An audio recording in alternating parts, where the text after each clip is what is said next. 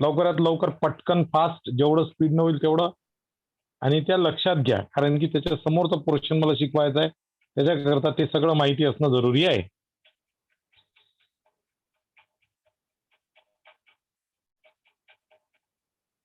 Ordinary light म्हणजे different कलरचा light असतो, म्हणजे डिफरंट वेवलेंथचा लाईट असतो आणि ऑल पॉसिबल डायरेक्शननी व्हायब्रेट होतो किंवा प्रपोगेट होतो.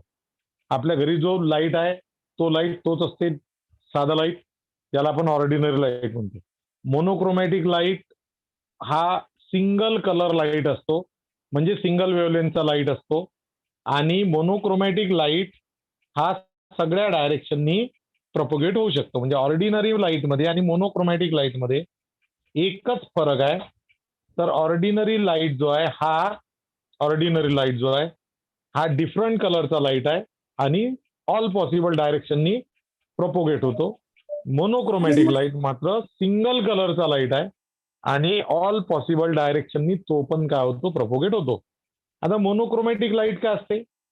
तर मोनोक्रोमॅटिक लाईट म्हणजे आपलं सॉरी प्लेन पोलराइज लाईट म्हणजे काय असते? तर प्लेन पोलराइज लाईट म्हणजे असा लाईट की जो फक्त एकाच डायरेक्शननी, एकाच प्लेनमध्ये प्रपोगेट होऊ शकतो, त्याला म्हटलं जाते प्लेन पोलराइज लाईट. जसं तुमचं लेझर राहते, लेझर एक वेळा इथून असं सुरू केलं ते सरळच जाणार, इकडे तिकडे पसरत नाही. ते गाडीचा लाईट पहा तुम्ही, गाडीचा लाईट किंवा बाईकचा लाईट, फोर व्हीलरचा लाईट, लाईट असा पसरते सगळीकडे, वर खाली मागे पुढे सगळ्या साईड. पटलं? म्हणजे तो जो आहे तो प्लेन पोलराइज लाईट नाही. तर प्लेन पोलराइज लाईट म्हणजे असा लाईट की जो फक्त एकाच डायरेक्शननी काय होतो, व्हायब्रेट होतो, एकाच डायरेक्शन. जसं लेझर राहते ना त्या टाईपचं. तर हे 3 गोष्टी माझ्या तुम्हाला सांगून झाल्या होत्या. आता याच्या समोर, ठीक आहे, आता लक्ष द्यायचं बरोबर. आता मी काय करतो की प्लेन पोलराइज लाईट आहे माझ्याजवळ, हा प्लेन पोलराइज लाईट. आता काही शब्द मी बोलन ते बरोबर ऐका रे बाबा. काही शब्द मी जे बोलन ते बरोबर ऐका, व्यवस्थित ऐका, कारण की थोडस समजायला थोडस भारी जाते बऱ्याच लोकांना. आता इथे मी जाणून बुजून 2 कलर वापरतोय, जाणून बुजून काय करतोय, 2 कलर वापरले. आता हा जो निळा आहे, निळे ब्ल्यू कलरनी दिलं, याला मी म्हणतो plane polarise light. Plane polarise light, rays आहे ते, लाईटचे रेज आहे. आणि हे जे लाल कलरनी दाखवलेलं आहे मी, याला म्हणायचं प्लेन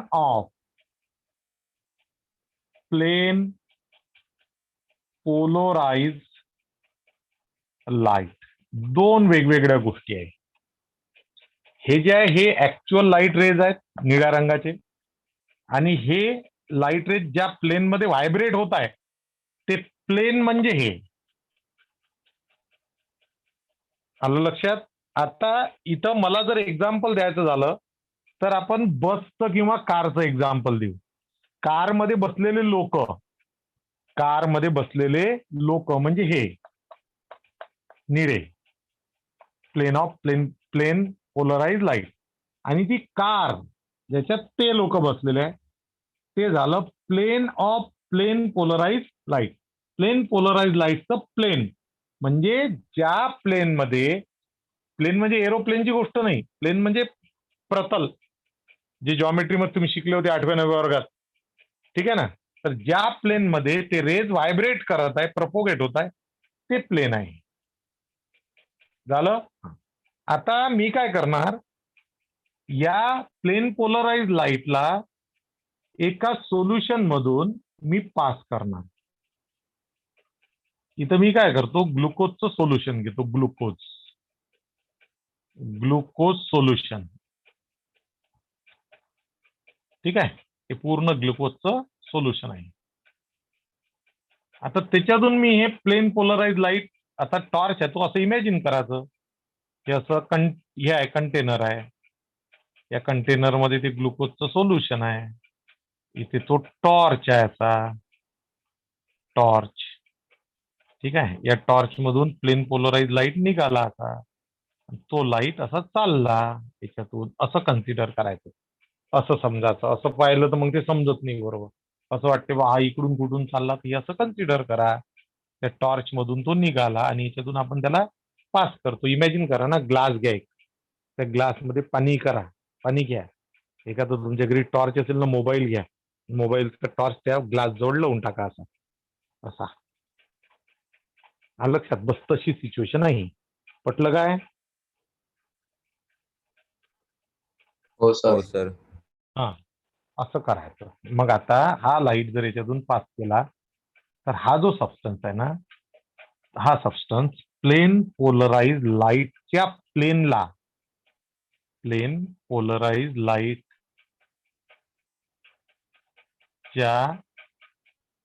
प्लेनला काय करतो, पाहून घ्या आता मी कसं कसं करतो त्याच्यात.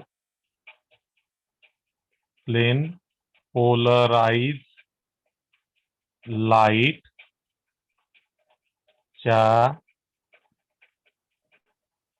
प्लेनला तो आयदर क्लॉकवाईज किंवा अँटी क्लॉकवाईज डायरेक्शननी रोटेट करतो.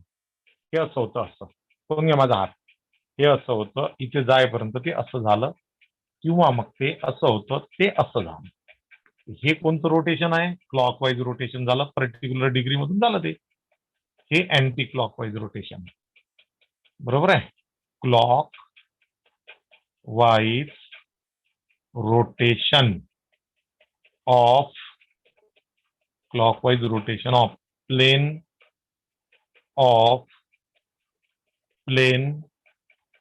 polarized light. प्लेन पोलराइज लाईटला रोटेट नाही केलं त्यांनी, प्लेन पोलराइज लाईटच्या प्लेनला रोटेट केलं. प्लेन पोलराइज लाईटच्या प्लेनला रोटेट केलं. तर हे झालं क्लॉकवाईज. हे anti clockwise, anti clockwise rotation of plane polarise light, PPL म्हणजे प्लेन पोलराइज लाईट. आता पहा काय झालं की, लक्षात घ्यायचं पहिल्यांदा तर हे समजणं जरुरी आहे की प्लेन पोलराइज लाईट म्हणजे कोण. तर प्लेन पोलराइज लाईट म्हणजे जो लाईट फक्त एकाच डायरेक्शननी, म्हणजेच एकाच प्लेन मध्ये काय होतो, व्हायब्रेट होतो, त्याला म्हणायचं प्लेन पोलराइज लाईट. जो लाईट फक्त एकाच डायरेक्शननी काय होतो, व्हायब्रेट होतो, त्या लाईटला, व्हायब्रेट म्हणजे प्रपोगेट होतो, पसरतो, एकाच डायरेक्शननी सरळ चालला जातो, त्याला म्हटलं जाते प्लेन पोलराइज लाईट. मग हे जे निळ्या रंगाने रेज दाखवलेले आहे मी, ते झाले प्लेन पोलराइज लाईटचे रेज. आणि हे जे लाल रंगाने दाखवलेलं आहे ना बाउंड्री, हे झालं प्लेन पोलराइज लाईटचं प्लेन पोलराइज लाईटचं प्लेन झालं. ते दोन वेगवेगळ्या गोष्टी, कार आणि त्यात बसलेले लोक, असं इमॅजिन करायचं. कार आणि त्यात बसलेले लोक असं इमॅजिन करा. पटलं? हो सर. हा, आता ते जे सोल्युशन, हे जे रेज आहे ना प्लेन पोलराइज लाईटचे रेज, हे मी एका पर्टिक्युलर सोल्युशन मधून पास केले. पास केल्यानंतर काय झालं की, ते जे प्लेन आहे, प्लेन पोलराइज लाईटचं प्लेन, तिथे एक तर मला क्लॉकवाईज डायरेक्शनने रोटेट झालेलं दिसत आहे, किंवा ते अँटी क्लॉकवाईज रोटेट झालेलं दिसत आहे. लक्षात आलं? म्हणजे हा जो सबस्टन्स आहे ना, या सबस्टन्स मधून आपण, हा जो सबस्टन्स आहे ग्लुकोज सोल्युशन ज्याला मी म्हटलं, या सोल्युशन मधून मी हे प्लेन पोलराइज लाईटला जेव्हा पास केलं, तेव्हा प्लेन पोलराइज लाईटचं प्लेन हे एकतर क्लॉकवाईज डायरेक्शननी किंवा अँटी क्लॉकवाईज डायरेक्शननी रोटेट होते. म्हणजे या सबस्टन्स मध्ये काहीतरी जादू आहे. हो सर. हा, तर हे जादू म्हणजे काय हे आता आपल्याला पाहायचं आहे. ठीक आहे. आता पहा काय असते की, म्हणजे या सबस्टन्स मध्ये कॅपॅसिटी आहे. बरोबर आहे. काय करायची रे? प्लेन पोलराइज लाईटच्या प्लेनला रोटेट करायची कॅपॅसिटी आहे याच्यात. बरोबर आहे. मग असा हो, सर. सबस्टन्स जो प्लेन पोलराइज लाईटच्या प्लेनला काय करू शकतो? आयदर क्लॉकवाईज किंवा अँटी क्लॉकवाईज रोटेट करू शकतो, त्याला आपण म्हणतो, त्या सबस्टन्सला म्हणतो आपण ऑप्टिकली ऍक्टिव्ह सबस्टन्स किंवा optically active compound. Right down the definition. Optically active compound किंवा सबस्टन्स, ब्रॅकेटमध्ये सबस्टन्स पण लिहून टाका. आता इथे जागा कमी आहे, मी मोडणार नाही आहे डायग्राम पण नंतर काढायची आपल्याला. काय पहिले लिहून देतो, तर बरोबर लिहा.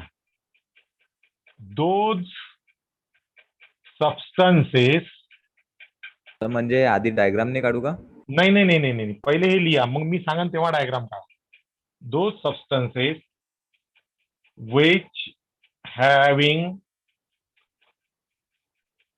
tendency or capacity to rotate the plane of plane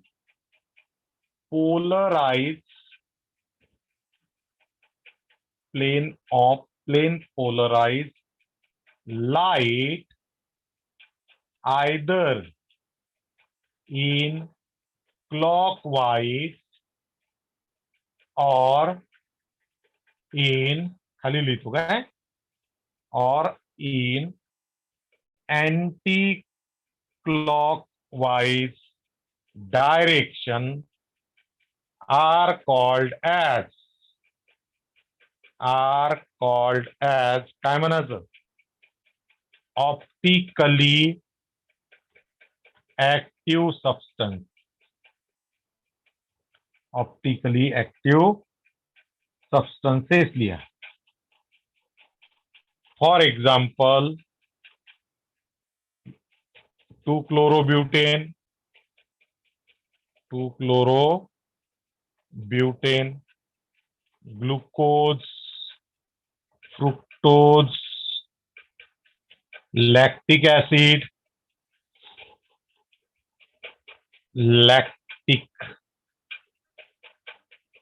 acid,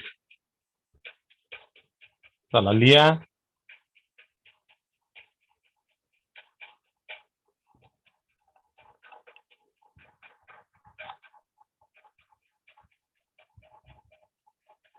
दीना कधी लिहितं मोडल्यावर? अरे तू इथे लाईव्ह बसलाय, तुला मीटिंग जॉईन करायचं कामच काय?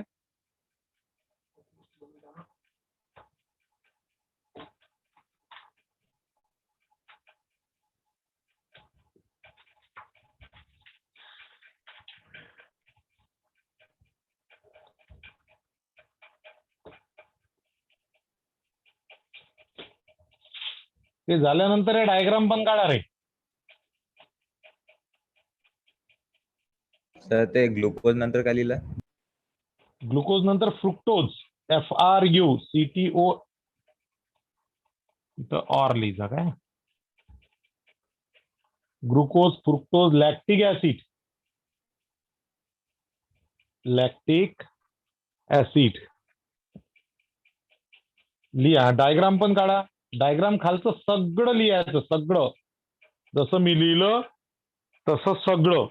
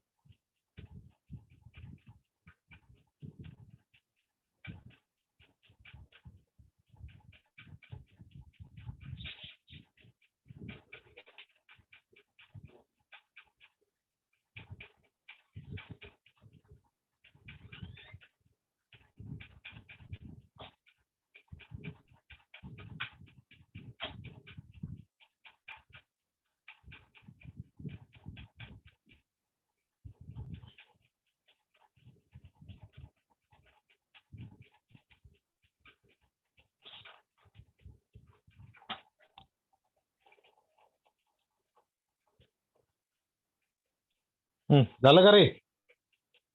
अरे 1 मिनिट. बर, काढा व्यवस्थित, काढा जरा माणुसकीनी. पेनचा, आपला पेन्सिल बिन्सिलचा उपयोग करायचा बरोबर.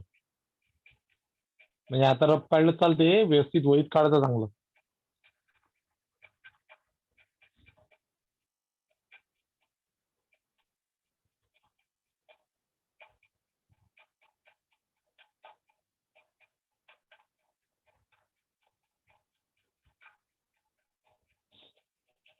झालं सर. हम्म. झालं सर. बर, झालं. आता एवढं एक्झाम्पल लिहिलं. आता एवढं लक्षात आलं काय, की ग्लुकोज जो आहे असा सबस्टन्स आहे की जो प्लेन पोलराइज लाईटच्या प्लेनला काय करू शकतो रे? रोटेट करू शकतो. एक तो क्लॉकवाईज किंवा मग अँटी क्लॉकवाईज. एक तर इकडे, एक तर इकडे असं. तर आयदर क्लॉकवाईज असं आहे ते. तर याच्यातून जेव्हा पास होते ते एक तर क्लॉकवाईज रोटेट होते किंवा मग ते अँटी क्लॉकवाईज रोटेट होते. आलं लक्षात? आता क्लॉकवाईज रोटेट होण्याचं, अँटी क्लॉकवाईज रोटेट होण्याचं डायरेक्शन अपोजिट आहे, पण अँगल सारखाच राहील असं जरुरी नाही. समजा हा 32 डिग्रीनी रोटेट झाला तर हा 32 नीच रोटेट होईल असं काही सांगता येत नाही. कमी जास्त होतात ते रोटेट. क्लिअर झालं? त्याचे काय कारण आहे नंतर बोलन मी, विषय त्याचा नाही आहे. आता एवढं लक्षात आलं का सांगा मला? हो सर. टिपिकल टॉपिक आहेत बरं हे, टिपिकल टॉपिक आहेत एकदम. समजले तरच समजले, नाही तर मग बस कठीणच आहे. Okay then. हो सर. हो सर. मग असा सबस्टन्स जो प्लेन पोलराइज लाईटच्या प्लेनला काय करतो? Rotate Rotate. करतो. त्याला म्हणतो आपण ऑप्टिकली ऍक्टिव्ह सबस्टन्स. काय म्हणतो त्याला? Optically Optically active. active हा. substance. आता ऑप्टिकल ऍक्टिव्हिटी म्हणजे काय? ऑप्टिकल ऍक्टिव्हिटी, आता पहा, ग्लुकोजची एक प्रॉपर्टी आहे. कोणती प्रॉपर्टी आहे रे ग्लुकोजची? ग्लुकोजची एक प्रॉपर्टी आहे. कोणती? की तो प्लेन पोलराइज लाईटच्या प्लेनला काय करू शकतो? Rotate. Rotate.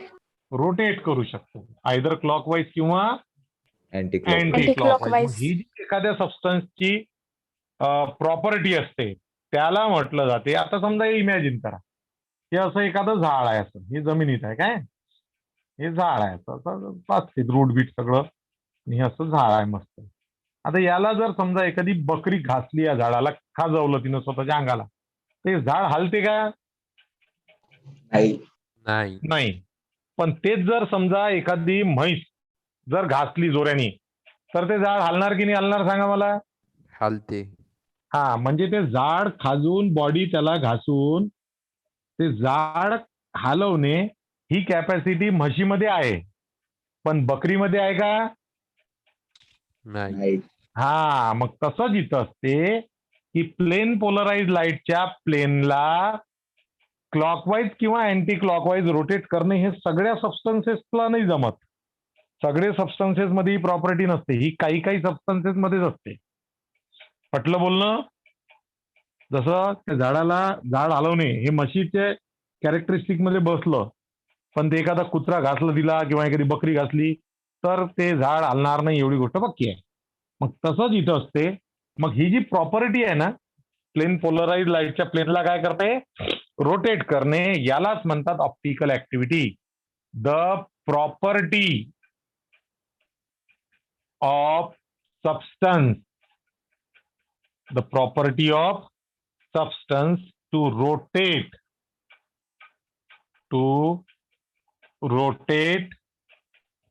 plane of plane polarized light either in clockwise or anti-clockwise direction called as optical activity. आता तुम्हाला टॉपिकची डेफिनेशन सापडली आता 2-3 दिवसानंतर, बरोबर? हो सर. हा, हो सर. तर टॉपिकचं हेच नाव होतं तुमच्या पहा, पण ते एकदम डेफिनेशन नाही सांगू शकत. पहिले लाईट पासून खिचत आणायला लागते ते. लाईट पासून ओढत आणलं तर जमते. पहिल्यांदा तुम्हाला सांगितलं मी ऑर्डिनरी लाईट, मग सांगितलं मोनोक्रोमॅटिक लाईट, मग सांगितलं प्लेन पोलराइज लाईट, आणि मग प्लेन पोलराइज लाईट वर हे सगळं ऑपरेशन सुरू आहे. पटलं? हो सर. हा. सो आता इपा काय डेफिनेशन आहे? The property of substance to rotate plane of plane polarized light either in clockwise or anti-clockwise direction is called as काय? Optical activity. ऍक्टिव्हिटी. हा, Optical ऑप्टिकल ऍक्टिव्हिटी. मग आता आपल्याला हे पाहायचं आहे की बा असं काय असते या सबस्टन्स मध्ये की ज्याच्यामुळं तो रोटेट करते प्लेन पोलराइज लाईटला. ठीक आहे ना? असं काय आहे त्या म्हशीमध्ये की ज्याच्यामुळे ते झाड हालते, पण बकरीत नाही आहे की ज्याच्यामुळे ते झाड हालत नाही. तर काय असते पहा, त्याच्याकरता मी एक्झाम्पल घेतो. आता आपल्याला करायचं आहे एक्सप्लेन. क्वेश्चन आहे, मोठा क्वेश्चन आहे. Explain optical activity of 2-chlorobutane. Explain optical activity of 2-chlorobutane. आता मी इथं फक्त शिकवतो. याचं मटेरियल जे आहे ते वाटल्यास मी फोटो काढून तुम्हाला पाठवून देईन, पण तुम्ही जे काही मी इथं लिहिन ना ते लिहिजा तुम्ही. लक्षात आलं? पण याची नोट्स जी आहे ना इथे खूप डिटेल आहे लिहिण्यात. आता एवढं मोठं इथं लिहिणं या लहानशा बोर्डवर ते पॉसिबलच नसते. वर्गातही असतं, मी इथं बसून ते म्हणजे वर्गातही डिक्टेट करून तुम्हाला लिहून दिलं असतं. पण आता याच्यावर प्रॉब्लेम असा आहे की याच्यातला आवाज कोणापर्यंत पोहोचते, कोणापर्यंत पोहोचत नाही, सगळे प्रॉब्लेम आहे. पटलं? आता पहिल्यांदा आपण काढू structure of 2-chlorobutane. Structure of 2-chlorobutane. आता 2-chlorobutane मध्ये 5 आहेत. हे 4 कार्बन आहे असे. त्यातला 1 हा 2 म्हणतो मी, हा झाला 2 वर क्लोरो ब्युटेन. बाकीचा तर CH3 झाला, हा CH झाला, हा CH2 झाला, हा CH3 झाला. असं झालं ना ते? हो सर.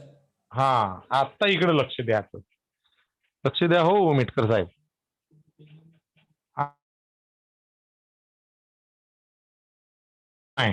मी लाल रंगाने नाही लिहित, निळ्याच रंगाने लिहितो, पण जाडवाला लिहितो चांगला. इकडे लक्ष द्या. आता हा जो कार्बन आहे ना, हा जाड कार्बन, याला पहा, या डाव्या साईडनी त्याला CH3 ग्रुप अटॅच आहे, मिथिल ग्रुप अटॅच आहे, बरोबर आहे? त्याला खालच्या साईडनी Cl ग्रुप अटॅच आहे, म्हणजे Cl क्लोरीन अटॅच आहे. वर त्याला हायड्रोजन अटॅच आहे, आणि राईट साईडनी त्याला जर विचार केला मी तर C2H5 अटॅच आहे, पूर्ण ग्रुप. बरोबर? हो हो सर. सर. म्हणजे त्याला मी असं लिहू शकतो, इथे Cl, इथे H, इथे C2H5 आणि इथे CH3. बरोबर आहे? असं मी हे इथं लिहिलं असं. काही दुसरं नवीन केलेलं नाही. फक्त इथं थोडस असं जे केलं त्याला मस्त मेकअप करून लिहिलं. ठीक आहे. तर मेकअप नंतर सुंदर दिसते, तुम्हाला तर माहिती आहे. अरे हो की नाही? पोट्ट्या तर होईनी म्हणून राहिले. अरे मेकअप केल्याने सुंदर दिसते की नाही दिसत? कॉमन प्रश्न आहे ना माऊली. हो हो हो सर. सर. अबे पोरांनी थोडी उत्तर द्यायचं असते या प्रश्नाचं. या प्रश्नाचं उत्तर मुलींनी द्यायचं असते. मुली बोला. हो सर. हा असं बोला ना जरा प्रेमाने. आता पहा इकडे लक्ष द्या. तर बाळांनो, आता हा एक असा कार्बन आहे, 2 क्लोरोब्युटेन आहे. ठीक आहे, इथं लिहितो मी 2 क्लोरो ब्युटेन. बुटेन नाही म्हणायचं, नाही तर बुटेन म्हणा. ब्युटेन आहे ते. तर आता हे जे आहे, हे जे स्ट्रक्चर आहे, या स्ट्रक्चर मध्ये हा एक असा कार्बन आहे, हा वाला कार्बनच आहे, की ज्याला 4 साईडनी 4 व्हॅलन्सी असते त्याची कार्बनची, आपल्याला माहित आहे. 4ही साईडनी 4 वेगवेगळे ग्रुप किंवा ऍटम अटॅच आहे. बरोबर आहे की नाही आहे? हा एक हो असा सर. कार्बन आहे की ज्याला 4ही साईडनी वेगवेगळे अटॅच आहे. पहा, एका साईडनी CH3 आहे, एका साईडनी C2H5 आहे, एका साईडनी हायड्रोजन आहे, एका साईडनी क्लोरीन आहे. सारखा आहे का काही? नाही. मग असा जो कार्बन असते त्याला म्हणतात असिमेट्रिक कार्बन ऍटम. काय म्हणतात त्याला? असिमेट्रिक कार्बन ऍटम किंवा कायरल कार्बन ऍटम. असिमेट्रिक. बर, पहिल्यांदा असं स्ट्रक्चर झालं, स्ट्रक्चर लिहिलं. हा, हे काढायचं असं पहिले पहिले हे लिहा स्ट्रक्चर ऑफ 2 क्लोरोब्युटेन, आणि हे काढा मग पटकन लवकर.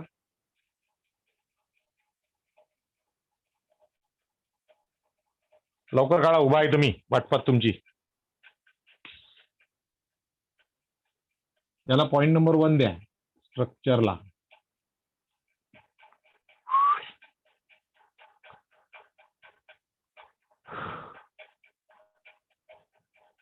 बोर होते का रे केमिस्ट्रीची बॅच? नाही सर. बर, नाही मजा सर. येते काय? मग कोणती बोर होते? कोणतीच नाही. अच्छा, बर. झालं सर. हा, बोर जरी समजा एखाद्या वेळेस एखादी बॅच बोर होती, काही होत सांगता नाही येत. म्हणजे केमिस्ट्रीची होऊ शकते, मॅथ्सची होऊ शकते, बायोलॉजी, फिजिक्स कोणती होऊ शकते, किंवा बोर होणारही नाही, विषय नाही. पण कसं असते की काही टॉपिक असे राहतात किचकट, की ते शिकवतानाही बोर होते आणि शिकतानाही बोर होते, होत असते ते. तर त्याच्यामुळं कसं आता आहे तर आहे, त्याला इलाज नाही. आपल्या कोर्समध्ये आता आपल्याला करणं आहे. बरोबर आहे. हा तर इंटरेस्टिंग टॉपिक आहे एकदम, जो मी शिकून राहिलो आता त्या काळात. It is very interesting, no problem. फक्त तो समजणं जरुरी आहे. समजलं की मग मजा येते, नाही समजलं तर मग हरे राम हरे कृष्ण, हरे राम हरे कृष्ण चालू राहते. झाला, आता पहिला नंबर संपला काय? पहिला नंबर. हो सर. हो सर. हा, आता दुसऱ्या नंबरवर जो आपण वैभवी मदन करणे आहे का प्रेझेंट आज? आहे सर. मग तुझा तर आरडा ओरडाही नाही येऊन राहिला मला. Point number 2, presence of asymmetric और chiral carbon atom. Presence of asymmetric किंवा कायरल कार्बन एटम. आता पहा, हा असा कार्बन आहे ज्याला 4 साईडनी 4 वेगवेगळे ग्रुप किंवा ऍटम अटॅच आहे. अशा कार्बनला म्हणायचं असिमेट्रिक किंवा कायरल कार्बन एटम. ठीक आहे, लिहा मग. The carbon atom to which 4 different groups or atoms attached from 4 different sides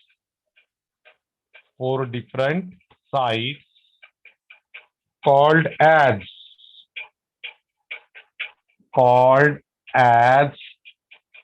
asymmetric. asymmetric or chiral carbon atom. Chiral carbon atom म्हणजे ज्या कार्बनला 4 साइडनी 4 वेगवेगळे ग्रुप किंवा ऍटम्स अटॅच असतात त्याला म्हटलं जाते chiral carbon atom and it is represented by star. तो जो कायरल कार्बन ऍटम असतो त्याला रिप्रेझेंट करण्याकरता स्टार वापरला जातो. It is represented by star. झालं लिहिलं. किती वेळ आहे रे अजून काय बरं झालं सर. 3च मिनिट राहिले काय? बरं लिहून टाका रे फटाफट. फक्त 3च राहिले 5-6 नाही राहिले काय? तीनच राहिले सर. हा? 3च काही होत राहिले. नाही ना मग काहीच नाही होत ना 3 मिनिटात काहीच नाही होत. 3 मिनिटात फक्त ऍटम बॉम्ब फुटून जग उद्ध्वस्त होऊ शकते बस.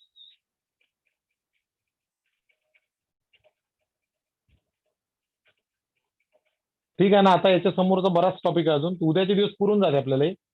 उद्या नंतर मग काही प्रॉब्लेम नाही. ठीक आहे. तर भेटू मग उद्या आपल्या एंट्रन्स मध्ये भेटू. आज आपल्या व्हिडिओवरच घेऊन टाकू मी. आज मला सध्याच्या काळात तरी कोणतंच काम नाही आहे. पण एक काम येण्याचे चान्सेस आहे. पण आज मला कोणतीही परिस्थिती घ्यायची आहे एंट्रन्सची बॅच. आता झाली तर आता, संध्याकाळी झाली संध्याकाळी, कशी होईल काही होईल पण बॅच होईल एवढी गोष्ट पक्की आहे. क्लिअर? हो सर. Yes sir. सर थोडंसं तिकडे एक काम चालू आहे घराचं म्हणून तिकडे जा लागते व्हिडिओवर. तर ते त्याच्यामुळं मग काय होते टाइम इकडे तिकडे झाला थोडासा की गडबडून जाते. ओके. तर आता ते महत्वाचंच आहे त्याच्यामुळं थोडंसं होते. टेन्शन काही घेऊ नका. आज बॅच घ्यायची आहे पण आपल्याला एवढं नक्की आहे म्हणजे मॅक्झिमम चान्सेस आपल्या वेळेवरच आहे 4:30चे. 4:30ला असते ना? 4:15. 4:15. 4:15. 4:15ला असते काय? बरं 4:15ला आपल्याला काय ठीक आहे. चला बाय. चलो